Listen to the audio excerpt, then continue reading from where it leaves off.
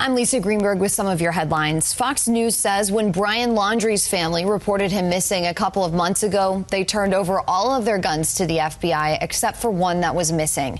And now we know a second autopsy showed Laundrie died of a self-inflicted gunshot wound. Fox News reports it's not clear if he used that missing gun. Laundrie's remains were found after an extensive search in the Myakkahatchee Creek Environmental Park. Investigators started searching for him after he was named a person of interest in the death of his fiancée, Gabby Petito. She was found dead in Grand Teton National Park, where the couple had been on a road trip. Coroners determined she was strangled, and investigators wanted to question Laundrie about his knowledge of what happened, but he went missing before they could. We talked to a professor of forensic studies at FGCU for an expert's perspective on the results of this second autopsy and what it means for this case moving forward. What's your first gut instinct as a former law enforcement officer?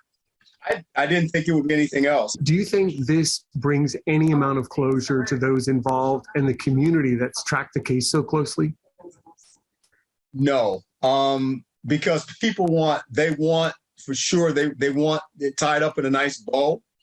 I think the only way that we get to that point is if I know that they recovered a journal. And if they're able to go through and dry the pages and cure them the way that they should be able to, that story might be there. And I think if that story's there, then what it does, it sheds light on exactly what happened and why.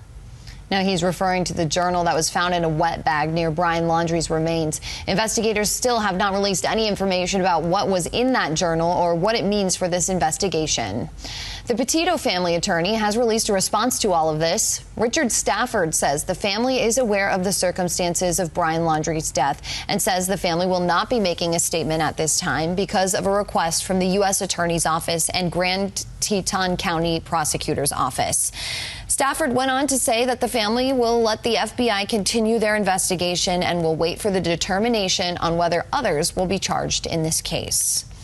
Tourism in Lee County is breaking records. The Lee County Clerk of Courts says this year, $53.3 million in bed taxes were collected. That number surpassed the previous record by around $10.7 million, and that extra month collected through the 5% tax on hotel and short-term rentals goes back to the community. It'll help fund local sports facilities and maintain our coastlines. One local hotel says it's evident more people are coming here to Southwest Florida because they've had more bookings each month. The Lani Kai has been full or almost completely full ever since May of 2020. Moving toward the busier months in our state, Lani Kai is already filling up all the way until March.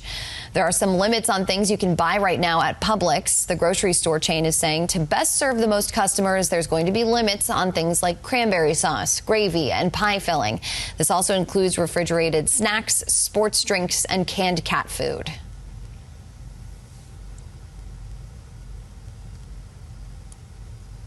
Believe it or not, I think that's a good thing, because I want everybody to be able to have something. People don't need to be hoarding things and then other people have nothing. Just the unnecessary purchasing of the items, leaving like families who actually need it, not able to, provide for their families because people don't buy like 10 cases of water or 20 things of butter.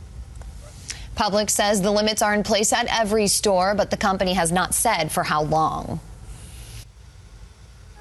All right, Southwest Florida, let's get a quick check of the forecast. As you wake up this morning, the big weather headline going to be the temperature. Some of us are in the 40s. Others are in the low 50s. You could see 48 in Immokalee, 49 in Arcadia, 53 over in Cape Coral. And this is a big difference compared to yesterday morning, which yesterday was already cooler than the day before. And as you go through today, you won't need the umbrella. Rain chances not only for today, but also for your Turkey Day remain low.